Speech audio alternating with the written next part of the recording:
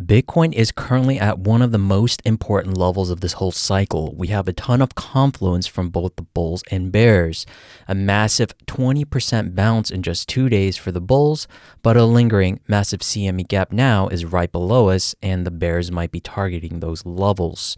What's going on, YouTube? Welcome back to the XForceGlobal channel. I am a certified Elliott Wave Analyst, and I'm here to provide non-biased updates for both Bitcoin and altcoins, and on top of that, provide added personal sentiment on how I am currently seeing the markets.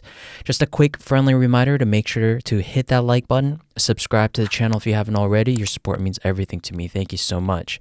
So getting right into the analysis, Bitcoin has followed our preferred path that we have discussed, where we were expecting a possible move to the downside. Let's kind of recap that because it's been a while since we discussed this. So if you go back here, we were talking a possible triangle here as the preferred scenario. So if we take a quick recap of what happened, let's play this. Targets that we can actually get supported around the $87,000 regions all the way down to the $80,000 regions, possibly extending a little bit further for a little bit more liquidity grab. That also lines with the $77,000 CME gap, which is a lot of people looking at as well.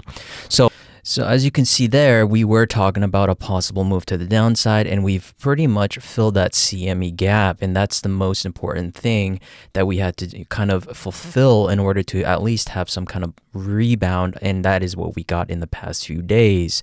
So what we're currently looking for is, again, we were talking about a possible shift of the higher degree to have a termination point of a wave 3 here instead of it having here, and that is what we got because we were ideally seeing this as a possible ABC move to the downside.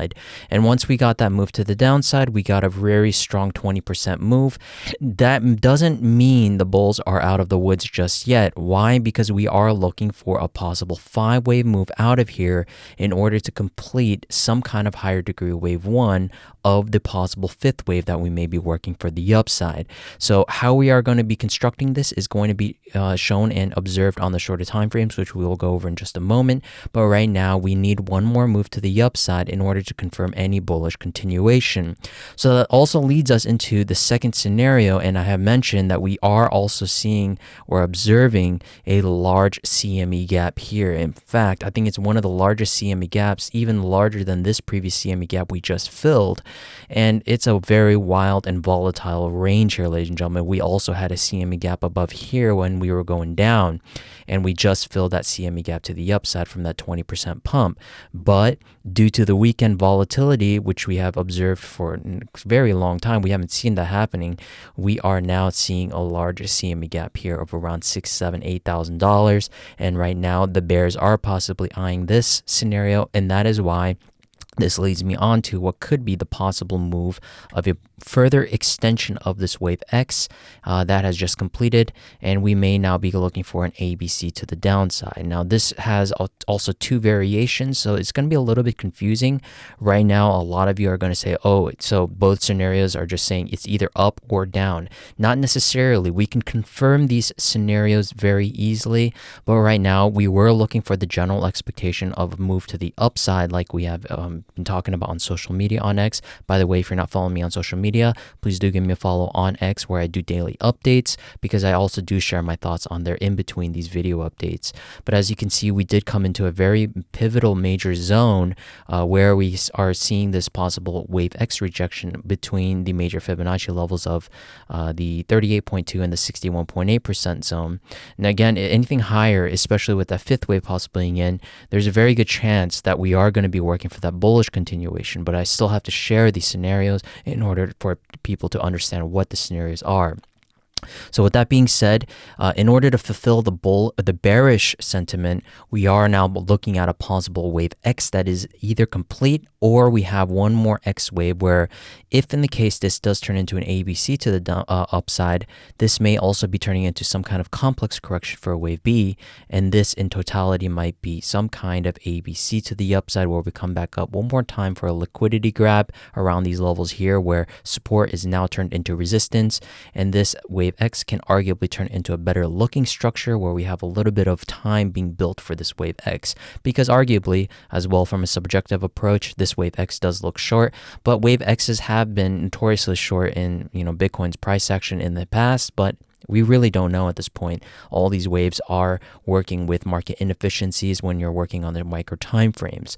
So with that being said, the three scenarios that we're looking at, or actually two scenarios, is that we have now, like we have discussed from the previous video, is that we have now completed this wave 4 for good, and we're looking for further upside. But we need a fifth wave to the upside, as we need a completion of a 5-wave move to the upside for a wave 1 of the primary degree, get a wave 2 pullback, and that will be the ultimate confirmation. But the confidence builder will be when we have that fifth wave to the upside. The higher the better.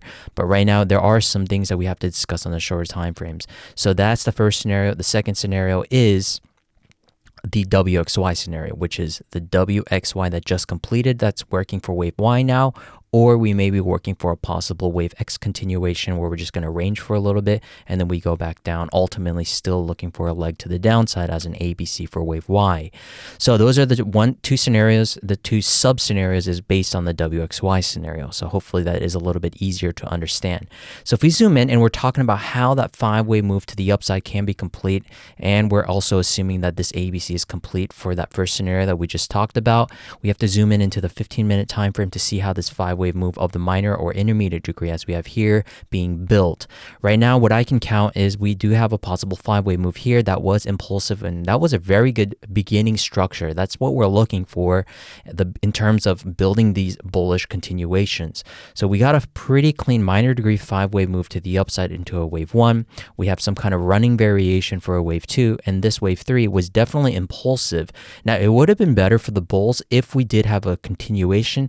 This was mostly news-based, especially with the Trump administration taking into consideration for a crypto reserve, but we didn't get a further level, and that is also putting a little bit kind of an iffy situation here for this impulse, because wave 1 is pretty close to the length of this wave 3. Usually you won't see wave 1s and wave 3s equal in length, so that means that there might be a small shift in the probabilities, but it doesn't mean that we're out of the woods just yet for the bears in this regard, meaning that we do have an invalidation point for this wave 4. And if we're assuming that this is an ABC here, it does clearly look like some kind of leading diagonal is being built here. We have a 1, 2, 3, 4, 5 being built here for a wave A. If you zoom in, you can see here, to validate this, we need this 1, 2, 3, 4, 5. And we do have a wave A being built here, and then we have a wave B, and then arguably this move was impulsive as well. So if we take the Fibonacci retracement extension, you can see that it also did hit that 100% level quite nicely on target for the minor degrees. So if you look at this, we can say that this is still working within the overall integrity of a 5-wave structure. It's not the best looking structure, but when you're working with the lowest of degrees, especially on the micro time frames, this is usually what you're still going to be looking for no matter what. You need a completion of a 5-wave move to the upside into a wave 1. So again, just like the title suggests, this is the most critical level for the bulls to continue the overall structure of how this is going to be playing out. Otherwise, we're in danger territory that we could be working for an extended correction for the rest of the month or 2 or so. That will put us in a very deep wave 2 or 3, 4 of some sort that we'll have to kind of reassess on the larger macro time frames. But again, right now, this is the overall narrative that we have been looking for, ladies and gentlemen. This is just kind of the key point that we have been talking about. If we go back to my analysis here, we can say that we were arguing for a possible ABC completion here. We're looking for a 5-wave move. So that narrative still is sticking to or staying true to what we're looking for here. So if that's the case, we do have a pretty arguable, really nice looking 1, 2, 3. But again, if it's usually equal in length, that'll usually signify some kind of ABC structure, because usually waves A and C are equal in length. So that brings me on to the second scenario, that if that's the case, and we're assuming that this is still a corrective structure, the news was a fake out, we've already reached support turn resistance zone. We have, that 61.8% level also being into play here. We didn't hit it necessarily on target, but again, if we go for the impulse, I'm going to assume that 61.8% is going to break, and that impulse scenario is going to be the higher probability. But we did reach a very important zone for a wave X. Usually wave X's will retrace up into the 38.2, up until that 61.8% level, which is a very important level.